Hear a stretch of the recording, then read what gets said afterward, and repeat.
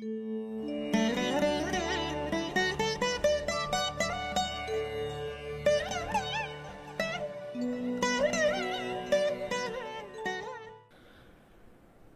அனைவருக்கும் இனிய ஞாயிறு மதிய வாழ்த்துக்கள்.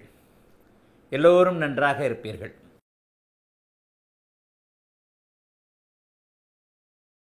பார்வை என்பது என்ன? ஒரு ரிஃப்ளெக்ஷன். சூரியனிடமிருந்து கிரகங்கள் கிடைக்கக்கூடிய ஒளியை பிரதிபலிப்பது. ஒரு கிரகத்துடைய பார்வை அமைப்பு என்ன? பூமிக்கும் சூரியனுக்கும் அந்த கிரகம் இருக்கக்கூடிய கோண அமைப்புகள் தான் பார்வைன்னு சொல்லப்படுது. இதில் பார்வையை பற்றி நம்ம என்ன சொல்லிட்டோம்? 5, 7, 9. குருவுக்கு 5, 7, 9. இதில் 5, 9 சிறப்பு பார்வை. சனிக்கு 3, 10. சனிக்கு 3, 10. இப்போ இந்த பார்வையில் உள்ள ஏற்கனவே இதெல்லாம் நடத்திருப்பேன்னு நினைக்கிறேன். டக்குன்னு எனக்கு ஞாபகம் வரலையே. இதெல்லாம் பார்வையை நடத்திருப்பேன். அதாவது பூமிக்கு வெளியே உள்ள ஒரு நிலையில் பூமிக்கு வெளியே உள்ள பூமியே சென்டராக வச்சுக்கிட்டோம்னா இந்த பக்கம் ஒரு கிரகம் 3 கிரகம் இருக்குது, இந்த பக்கம் 3 கிரகம் இருக்குதுன்னு வச்சுக்கலாம். பூமியை நடுவாக வச்சு இந்த பக்கம் இருக்கக்கூடிய சூரியனுக்கும் பூமிக்கும் நடுவில் இருக்கக்கூடியன்னு வச்சுக்கிட்டா புதனும் சுக்கிரனும் இருக்கிறார்கள். இப்போ அந்த புதன் சுக்கிரன் அதனை எடுத்து தான் பூமி வருது. இந்த பக்கம் வச்சுக்கிட்டிங்கன்னா செவ்வாய் குரு சனி இருக்கிறாங்க. அதாவது பூமியினுடைய உள்வட்ட கிரகங்களுக்கு 7ஆம் பார்வை மட்டும்தான். பூமியுடைய உள்வட்ட கிரகங்களுக்கு 7ஆம் பார்வை மட்டும். பூமிக்கு இந்த பக்கம் இருக்கிற கிரகங்களை பார்த்துட்டிங்கன்னா புதனும் சுக்கிரனும் சூரியனும்னு வச்சுக்கலாம். புதனும் சுக்கிரனும் சூரியனும். இங்கே சூரியன் பூமியைத்தான் சூரியனாக உருவகப்படுத்தப்படுகிறது அப்படிங்கிறது தான் உண்மை. அதனால் நம்ம பூமியை நீங்கள் சூரியனாக நினச்சிக்கோங்க, சூரியனை பூமியாக நினச்சிக்கோங்க, எப்படி வேணாலும் நினச்சிக்கோங்க. அது கொஞ்சம் டெப்த்தாக யோசிக்கும் போது உங்களுக்கு புரியும். ஒரு இந்த இடத்துல இதை சொல்லி கொடுத்தனான்னு தெரியல எனக்கு. இருந்தாலும் இந்த இடத்துல ஒரு ரிவிஷன் மாதிரி பண்ணிவிட்டு அதுக்கப்புறம் உள்ளே போகிறேன். பூமிக்கு இந்த புறம் இருக்கக்கூடிய கிரகங்களுக்கு சிறப்பு பார்வைகள் உண்டு. பூமிக்கு இந்த புறம் இருக்கக்கூடிய கிரகங்களுக்கு சிறப்பு பார்வைகள் இல்லை. சூரியன் கிரகன் சுக்கிரன் ஆகிய கிரகங்கள் பூமிக்கு இந்த பக்கம் உள்வட்ட அமைப்பில் அமைந்திருக்கின்றன. அந்த உள்சுற்று கிரகங்களுக்கு கண்டிப்பாக பார்வைகள் 7ஆம் பார்வை மட்டும்தான். வெளிச்சுற்று கிரகங்கள் அப்படின்னு சொல்கிறோம். பூமிக்கு தாண்டி செவ்வாய் இருக்குது, அதை தாண்டி குரு இருக்குது, அதை தாண்டி சனி இருக்குது. இந்த வெளிச்சுற்று கிரகங்கள்னு சொல்லப்படக்கூடிய இந்த கிரகங்களுக்கு 7ஆம் பார்வையை தவிர்த்து இது நடத்தின மாதிரி ஞாபகம் இருக்குது. இதை சொல்லிட்டு இந்த கிரகபல கலகா பரிமாணத்திற்கு வர்றேன். கிரக பார்வைகளில் இருக்கக்கூடிய திருப்பல அமைப்புகளில் கிரக பார்வைகளில் இருக்கக்கூடிய சில விஷயங்களை நீங்கள் புரிந்து கொண்டு தான் ஆக வேண்டும். இப்போ இந்த இடத்துல பூமி இருக்குது. இது பூமின்னு வச்சுக்கோங்க, இது நிலா. இப்போ இதுதான் பூமி. சரி, இந்த இடத்துல பார்த்தீங்கன்னா புதன் இருக்குது, சுக்கிரன் இருக்குது, சூரியன் இருக்குது. சரி, இப்போ இந்த இடத்துல பார்த்தீங்கன்னா செவ்வாய் இருக்குது, குரு இருக்குது, சனி இருக்குது. இப்போ இதுதான், இது சனி, இது குரு. இது நடத்தியிருப்பேன், இருந்தாலும் நான் திருப்பி ஒரு ரிமைண்டிங்காக சொல்லிடுறேன். இதை நடத்தியிருப்பேன், இதை சொல்லிட்டு இதுக்கு வர்றேன்.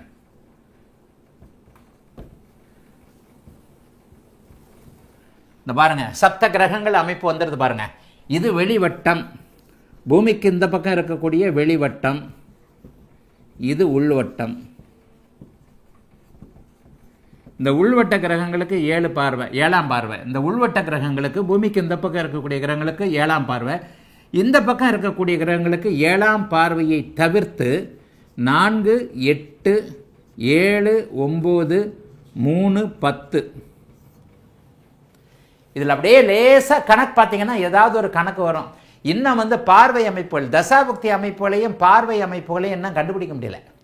இது ஏதோ ஒரு கோணத்தில் ஏதோ ஒரு ஜோதிடருக்கு தோன்றிய ஒரு அற்புதமான ஒரு அமைப்பு. ஒரு ஜோதிடருக்கு அவருடைய மனதை திடப்படுத்தி பிரபஞ்சத்தோடு அவர் ஒன்றி இருக்கும்போது அவருக்கு பிரபஞ்சமே கொடுத்த ஒரு கிஃப்டாக தான் இருக்கும். நல்லா பாருங்கள், திருப்பலம் என்கின்ற இந்த அமைப்பு, இது பூமி. இந்த பூமிக்கு இந்த பக்கம் சூரியன், புதன், சுக்கிரன் இந்த ஆகிய அந்த 3 கிரகங்களும் இருக்கின்றன. அப்போ இந்த பக்கம் இருக்கக்கூடிய கிரகங்கள் உள்வட்ட கிரகங்கள், உள்சுற்று கிரகங்கள் என்று சொல்லப்பட்டு இதுக்கு 7 பார்வை, 7ஆம் பார்வை மட்டும்தான். சுக்கிரனுக்கு 7ஆம் பார்வை, புதனுக்கு 7ஆம் பார்வை, சூரியனுக்கு 7ஆம் பார்வை. இதற்கப்புறம் சந்திரனுக்கு பார்வை அமைப்புகளை நம்ம சந்திர அதியோகம் என்கின்ற அமைப்பில் தான் சொல்கிறோம். சந்திரனுக்கு 7ஆம் பார்வை, சூரிய சந்திரருடைய பார்வை என்பது சரியான ஒன்று அல்ல அப்படின்றத இன்னும் அடுத்த ஒரு உயர்நிலை அமைப்பில் சொல்கிறேன். இந்த சூரியனாக சொல்லப்படுவது நம்முடைய பூமி தான், அதையும் நீங்கள் புரிஞ்சுக்கணும். இங்கே சந்திரனுக்கு 7ஆம் பார்வை என்பதை விட சந்திர அதியோகத்தில் 6, 7, 8 அமைப்புகள் வலுவாக இருக்கும் அப்படிங்கிறதையும் புரிஞ்சுக்கணும். வெளிவட்ட கிரக பார்வையில் செவ்வாய்க்கும் குருவுக்கும் சனிக்கும் பக்கத்தில் இருக்கு பாருங்க. செவ்வாய் இந்த அளவில் இருப்பார், குரு இந்த அளவில் இருப்பார். சனியை விட குரு தான் பெரிய கிரகம், செவ்வாயை விட குரு பெரிய கிரகம், குருவுக்கு ஓரளவுக்கு நிகரான கிரகம் சனி. அப்போ இந்த செவ்வாய்க்கு 4, 7, 8, இந்த செவ்வாய்க்கு 4, 7, 8 பார்வை. இந்த குருவுக்கு 5, 7, 9 பார்வை. இந்த குருவுக்கு 5, 7, 9 பார்வை. இந்த சனிக்கு 3, 7, 10 பார்வை.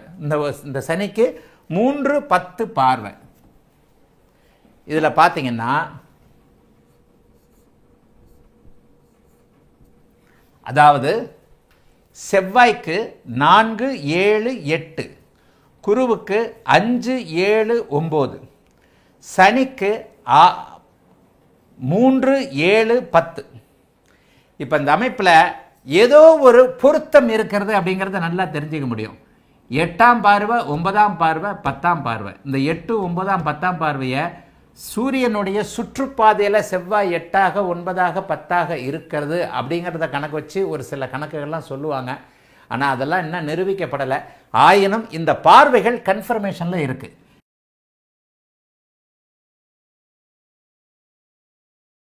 கிரக ஒளி அளவுகளை காளிதாசர் சில எண்களாக சொல்லி இருக்கிறார். சூரியனுக்கு 30, இது ஒரு ஆர்டிக்கலாக எழுதியிருக்கிறேன். இதை எத்தனை பேர் படிச்சீங்கன்னு தெரியல. ஆனாலும் இப்போ திருப்பி சொல்கிறேன். நான் ஆர்டிக்கலாக நான் 15 வருஷத்துக்கு முன்னாடி எழுதின புத்தகத்தில் எழுதுனதுக்கும் இப்போ நான் சொல்கிறதுக்கும் கொஞ்சம் வித்தியாசங்கள் இருக்கும். சூரியனுக்கு 30, சூரியன் 30னா பகலில் பயங்கரமாக ஒளியை தருது. அந்த சூரியனுக்கு 30ன்றது கரெக்டு, சந்திரனுக்கு 16ன்றது கரெக்டு. இதை இந்து லக்னம் என்கின்ற அமைப்பில் அவர் கிரக கலா பரிமாண எண்களாக சொல்லுகிறார். இந்த இடத்துல குருவுக்கு அவர் 10 தான் கொடுக்குறாரு, சுக்கிரனுக்கு 12 கொடுக்குறாரு. அப்போ குருவை விட சுக்கிரனுக்கு பார்வை அதிகம் என்பது தெரிகிறது, பிரதிபலிப்பு தன்மை அதிகம் என்பது தெரிகிறது. அதாவது இந்த இடத்துல சூரியனுக்கு 30 ஆச்சே, சூரியனுக்கு 30னா சூரியனுடைய பார்வையை நம்ம அப்படி சொல்கிறதே இல்லையே. அதுலேயும் ஒரு விஞ்ஞான நுணுக்கம் இருக்கிறது. சூரியனுடைய கதிர்கள் நேரடியாக நம்முடைய உடம்புக்கு நேராக வந்தால் நமக்கு அப்படி இப்படி அப்படின்னு சொல்லிட்டு சூரியனுடைய கதிர்கள் நல்லது இல்லை அப்படிங்கிறது தான் தெரிய வருது. சூரியனுடைய கதிர்களை ஃபில்டர் பண்ணுறதுக்கே வானத்தில் சில பாதுகாப்பு கவசங்கள் பூமியின் மேல் கண்டிப்பாக இருக்கின்றன. சூரியனுடைய கதிர்கள் நமக்கு நேராக நம்ம மேலே பட்டுச்சுன்னா நமக்கு கேன்சர் வந்துடும், தோல் புற்றுநோய் வந்துடும். இதெல்லாம் நிறைய விஷயங்கள் இருக்குது. ஆக இந்த மாதிரியான அமைப்புகளில் சூரியனிடமிருந்து பெறக்கூடிய கதிர்கள் நமக்கு நேராக வராமல் இந்த கிரகங்களுடைய ரிஃப்ளெக்ஷன் மூலமாக வருவதைத்தான் நம்ம பார்வை என்ற அளவில் சொல்கிறோம். ஆகவே சூரியனுக்கு இங்கே 30 அப்படிங்கிறது சூரியனுடைய ரிஃப்ளெக்ஷன், சூரியன் தரக்கூடிய மூல ஒளியின் அளவு 30. அந்த ஒளியை பிரதிபலிக்கக்கூடிய தன்மையில் குரு 10 மடங்கு இருக்கிறாரு, சுக்கிரன் 12, புதன் 8, செவ்வாய் 6, தூரத்தில் இருக்கக்கூடிய சனி 1 அப்படிங்கிறத எடுத்துக்கணும். இந்த இடத்த நான் ஏற்கனவே விளக்கியிருக்கேன்னு நினைக்கிறேன், இந்து லக்கணத்திற்காக விளக்கியிருப்பேன். அதாவது சூரியன் ஒளியை நமக்கு 30 பங்கு தருது. இந்த 30 பங்கு தரக்கூடிய அளவை நம்முடைய நிலவு 16 பங்கு பிரதிபலிக்கிறது. சூரியன் 30, இது சூரியனுடைய வீடு. சந்திரன் 16, இது சந்திரனுடைய வீடு. இந்த ஒளி அளவை எவ்வளோ அட்டகாசமாக அவர் பிரிச்சிருக்கிறாரு அப்படிங்கிறது இந்த 120, 360 சான்ஸே இல்லை. காளிதாசர் மாதிரிலாம் ஆளுங்க பிறக்கவே முடியாதுன்றதான் உண்மை. அந்தளவுக்கு மூலவர்கள், மூத்த ஜோதிடர்கள் அந்தளவுக்குலாம் பெரிய பெரிய பிரில்லியண்ட்டாக அவங்க கால் தூசி கூட நம்ம ஆக மாட்டோம் அப்படிங்கிறது தான் உண்மை. சரி, அப்போ சூரியனுடைய அளவு 30, சந்திரனுடைய அளவு 16. சூரியன் தன்னுடைய ஒளியை 30 பங்காக பூமிக்கு தருகிறது. சூரியனிடமிருந்து வாங்கக்கூடிய ஒளியை 16 பங்கு, அதை விட பாதியில் ஒரு பங்கு, 15லிருந்து ஒன்று எக்ஸ்ட்ராவா 16 மடங்கு சந்திரன் நமக்கு பிரதிபலிக்கிறது. அதை போலவே சூரியனிடமிருந்து வாங்கக்கூடிய ஒளியை 12 பங்காக சுக்கிரன் நமக்கு பிரதிபலிக்கிறார். 12 பங்காக. அப்போ இந்த சுக்கிரனுக்கு 2 வீடு இருக்கு இல்லையா, சுக்கிரன் 12, 12 அது 24ன்னு வந்துடும். அதற்கடுத்து குரு 10 மடங்காக 10, 10, 20 வந்துடும். புதன் 8ஆக பிரதிபலிக்கிறார், 8, 8, 16 வந்துடும். செவ்வாய் 6 சனி 1, செவ்வாய் 6 6ன்னு இதுதான் இந்த கட்டத்தை எல்லாம் மொத்தமாக இது 1 1 இந்த கட்டத்தை எல்லாம் மொத்தமாக என்னங்கன்னா 120 நம்பர் வரும்.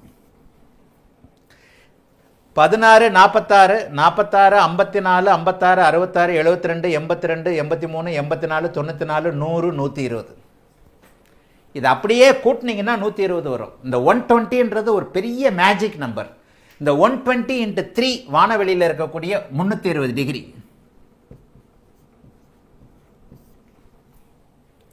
இந்த மேஜிக் நம்பர் 120 அடிக்கடி ஜோசியத்தில் வந்துகிட்டே இருக்கும். அப்போ இந்த இடத்துல என்ன நம்ம புரிஞ்சிக்க வேண்டியிருக்குன்னா,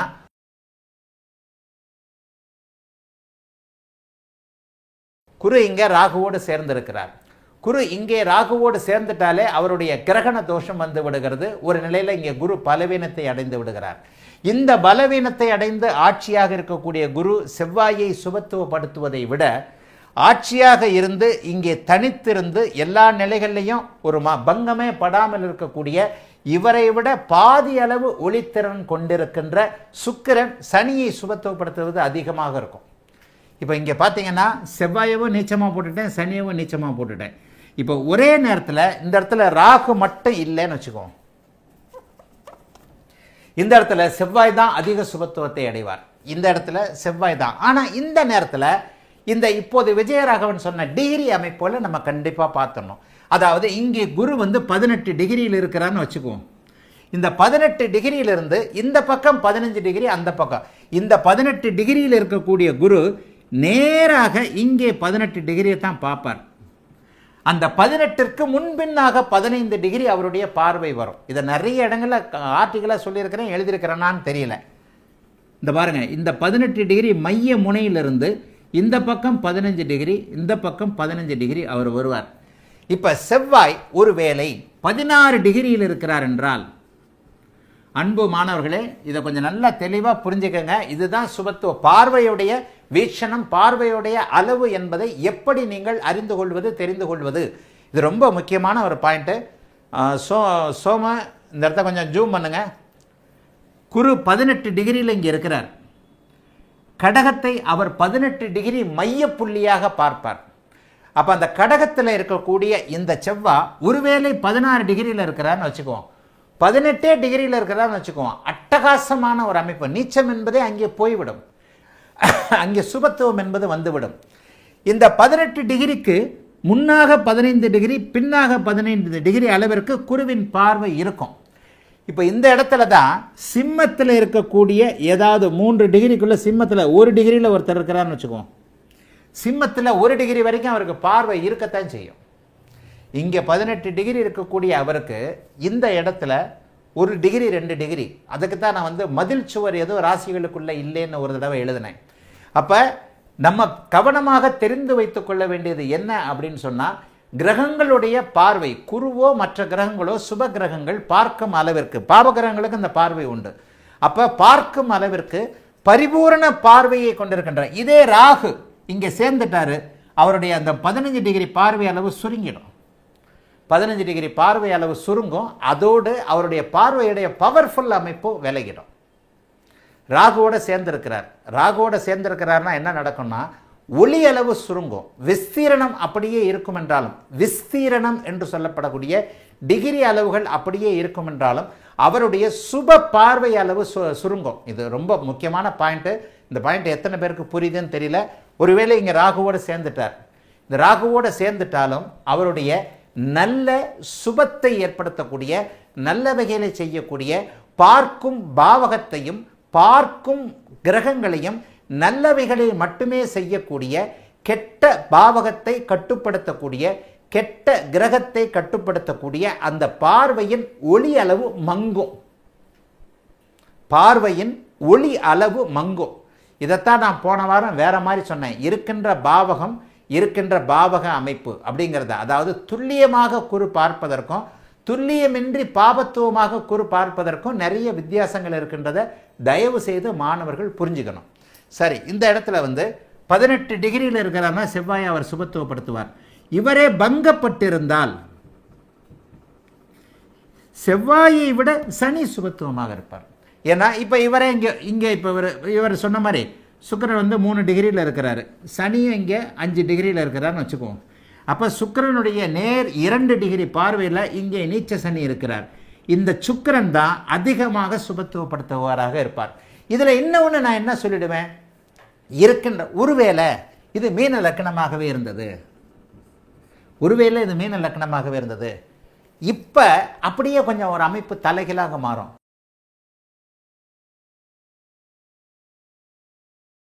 பகையாகவும் திக்பலமாகவும் இருக்கக்கூடிய இந்த குரு திசையில், இவருடைய குரு திசையில் இவர் என்ன பண்ணுவார், 7 10ஆம் அமைப்புகளை, ஏன்னா இவருக்கு 7ஆம் இடம் 10ஆம் இடம், இவர் 7ஆம் அதிபதி 10ஆம் அதிபதி, இந்த 10வது வீட்டிற்கும் இந்த 7வது வீட்டிற்கும் சொந்தக்காரர். இந்த 7 10ஆம் வீடுகளை, அதாவது கூட்டு முயற்சி, கூட்டு வியாபாரம், கணவனை பற்றிய அமைப்பு, மனைவியை பற்றிய அமைப்பு, காதலை பற்றிய அமைப்பு, வியாபாரம் பற்றிய அமைப்பு, அத்தனை அமைப்புகளையும் அவர் அப்படியே இங்கேயும் தொழில் என்ன வந்துடுது, தொழில், வேலையும் தொழிலும் எல்லாமே அதுதான். வேலை தொழில் பணம் இல்லாமல் செய்யக்கூடிய எந்த ஒரு விஷயமே தொழில் அமைப்புகள், ஜீவன அமைப்புகள்னு வச்சிடலாம் இல்லையா. பட்டம், பதவி, அந்தஸ்து, கௌரவம், உங்களுக்கு கிடைக்கக்கூடிய ஹைக்குன்னு சொல்லப்படக்கூடிய அமைப்பு, ஒரு சம்பள உயர்வு, கூடுதல் அமைப்புகள் எல்லாமே அந்த 10ஆம் பாவகத்தோடு தான் குறிக்கும். இது எல்லாத்தையுமே ஆதிபத்திய காரகத்துவங்க அமைப்புகளை நான் உங்களுக்கு சொல்லிக் கொடுத்துருக்கிறேன் இல்லையா. முதல் 10 வகுப்புகளுக்குள்ளேயே ஆதிபத்தியம் காரகத்துவ வகுப்புகளை சொல்லிக் கொடுத்துருக்கிறேன். அப்போ இந்த குரு 7ஆம் அதிபதியாகி 10ஆம் அதிபதியாகி 7வது வீட்டை தொடர்பு கொண்டு 5 7 9 பார்க்குறார். தலை சுத்தம் ஜோசியம், பெரிய தலை சுத்தல். இந்த குரு 7 10க்கு அதிபதியாகி 7ஆம் வீட்டோடு நேரடியாக தொடர்பு கொண்டு 5 7 9 பார்க்குறார். அப்போ என்ன நடக்கும், இந்த குருவின் தசையில் 7வது வீட்டினுடைய அமைப்புகள் மிக அதிகமாகவும் 10ஆம் வீட்டின் அமைப்புகள் குறைவாகவும், 70% 7ஆம் வீட்டுடைய தன்மைகளும் 30% 10ஆம் வீட்டின் தன்மைகளும் லக்னத்தின் வழியாக நடக்கும். லக்னம்னா என்ன, நீங்கள் உங்களுக்கு கிடைக்கக்கூடிய அந்தஸ்து, கௌரவம், பேர், சுகம், நஷ்டம், சோகம், துக்கம் எல்லாம் இந்த இடத்துல குரு உங்களுக்கு லக்னத்தில் வலுத்திருக்கிறார்.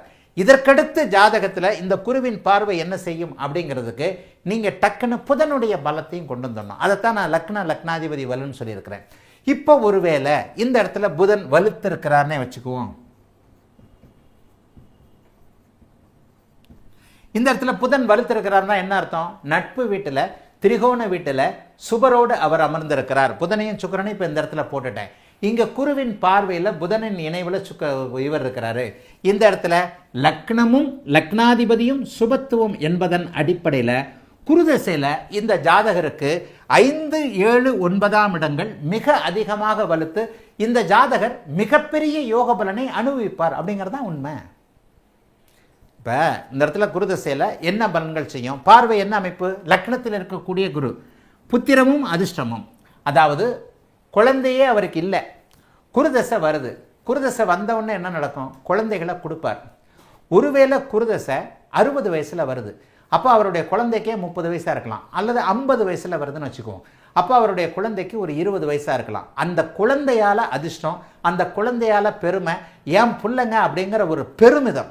அன்பு மாணவர்களே, இந்த பாயிண்ட் உங்களுக்கு ரொம்ப புரியணும். ஒரு பார்வை அமைப்புகள் எப்படிப்பட்ட தன்மைகளை எங்கிருந்து எப்படி செய்யும் அப்படிங்கிறத குருவின் பார்வையில் மிக சுலபமாகவே கணிச்சலாம். பாபாருடைய பார்வை அமைப்புகளை தான் கணிக்க முடியாது, நீங்கள் ரொம்ப அல்லாடுவீங்க. ஆனால் இங்கே சுவருடைய பார்வைகளில் பாருங்கள், இதிலேயே நான் மறுபடியும் லக்னாதிபதினு வந்துடுவேன். எங்கேயுமே எந்த இடத்திற்கு போய் சுற்றினாலும் எந்த இடத்துலையும் லக்னாதிபதியோட வலுவுக்கு வரக்கூடிய ஜோதிடர் நான்றது அடிக்கடி சொல்லியிருக்கிறேன் இல்லையா. இப்போ இந்த இடத்த பாருங்கள், ஒரு குருவின் பார்வை தான். ஆனால் அந்த குருவின் பார்வை எப்படிப்பட்ட தன்மைகளில் எப்படி இருக்கும், ஒருவேளை லக்னம் வலுவாக தான் இருக்கு, லக்னாதிபதி இங்கே கெட்டு போனார், லக்னாதிபதி இங்கே கெட்டு போனார்,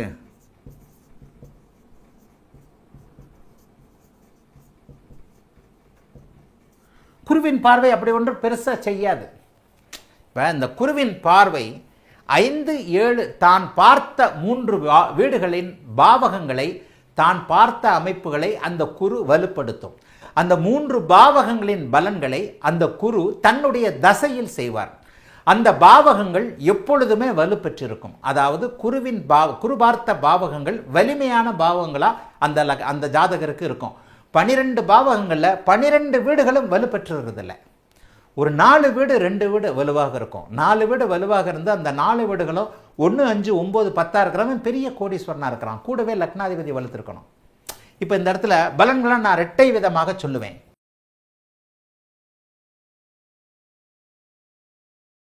நல்லா பாருங்க மாணவர்களே. இப்போ புதன் சுக்கிரன் இங்கே இருந்ததுனால சொல்லிட்டேன். இப்போ இந்த இடத்துல லக்னத்தில் 5, 7, 9 போன்ற அமைப்புகளை அதே இடத்துல தான் பார்க்குறாரு. ஒன்றும் இல்லை, வெறும் லக்னம் மட்டும், லக்னாதிபதி மட்டும் மாறிட்டார். லக்னம் சுபத்துவமாக தான் இருக்கு, லக்னாதிபதி பலவீனமாயிட்டார், கூடுதல் பலவீனமாக இருக்கிறார். இந்த இடத்துல லக்னாதிபதியோட பலவீனத்திற்கு ஏற்ப 3 நிலைகளாக பிரித்து சொல்கிறேன் பாருங்க. இப்போ இந்த இடத்துல புதன் ராகுவோடு இருக்கிறார். ஏற்கனவே இந்த வகுப்பு நடத்தியிருக்கிறானான்னு தெரியல, எல்லாம் நடத்தின மாதிரியே தெரியுது எனக்கு. புதன் ராகுவோடு இருக்கிறார். புதன் ராகுவோடு இருக்கின்ற இந்த அமைப்பில் இதற்கடுத்து 5, 9 அமைப்புகளை நீங்கள் பார்த்துடணும். இதற்கடுத்து 5, 9 அமைப்பு. சரி, இப்போ அந்த 5, 9 அமைப்பு 5ஆம் இடத்த அதிபதி சுக்கிரன் செவ்வாய், 5ஆம் இடத்துல சுக்கிரன் செவ்வாய் இருக்கிறான்னு வச்சுக்குவோம். இப்போ அந்த இடத்துல 5ஆம் இடத்துல சுக்கிரன் செவ்வாய் இருக்கிறாரு. அப்போ 9ஆம் இடத்துல சனி இருக்கிறாருன்னு வச்சுக்குவோமா. இது எல்லாமே சுபத்துவமாக தான் இருப்பாங்க. ஆனால் லக்னாதிபதி மட்டும் கெட்டு போயிட்டார். இந்த இடத்துல 1 லக்னம் வலுவாக இருக்கிறது, 5 கூடுதல் வலுவாக இருக்கிறது. 6ஆம் அதிபதி இருந்தாலும் கூட, கலப்புகளாக இருந்தாலும் கூட செவ்வாய் சுக்கிரன் குருவின் தொடர்பில் இருக்கிறாரு. சனி 9ஆம் இடத்தில் இருந்தாலும் கூட, சனி 9ஆம் இடத்தில் இருக்கக்கூடாது. சனி 9ஆம் இடத்தில் இருக்கக்கூடியவன் தர்ம சிந்தனை குறைவாக உள்ளவனாக இருப்பான், அதுதான் உண்மை. ஆனால் தர்ம சிந்தனையை கெடுக்குமா, உயிர் காரகத்துவத்தை கெடுக்குமா, ஜட காரகத்துவத்தை கெடுக்குமான்றது அந்த இடத்துல இருக்கக்கூடிய டிகிரி அமைப்புகளையும் சூரியனையும் பார்க்கணும். ஒன்றுக்குள்ள ஒன்று அப்படியே மிங்கிள் ஆகிக்கிட்டே போகும். இந்த இடத்துல வந்து சனி இங்கே இருக்கிறான்னு வச்சுக்குவோம். இந்த இடத்துல சிலருக்கு தர்ம சிந்தனை இல்லாமல் இருக்கலாம், சிலருக்கு தர்ம சிந்தனையோடு தகப்பன் அமைப்புகள் சரியில்லாமல் இருக்கலாம். இப்படி தான் போகும். இது என்னத்தை நான் சொல்கிறது, இந்த டிகிரி அமைப்புகளை எப்போ நீங்கள் புரிஞ்சுக்கிறீங்களோ, இங்கே டிகிரி அமைப்புகளில் எத்தனை அமைப்புகளில் சனி இருக்கிறார் என்பதை பொறுத்தும், சிம்மமும் சூரியனும் எப்படி இருக்கிறார் என்பதை பொறுத்தும்.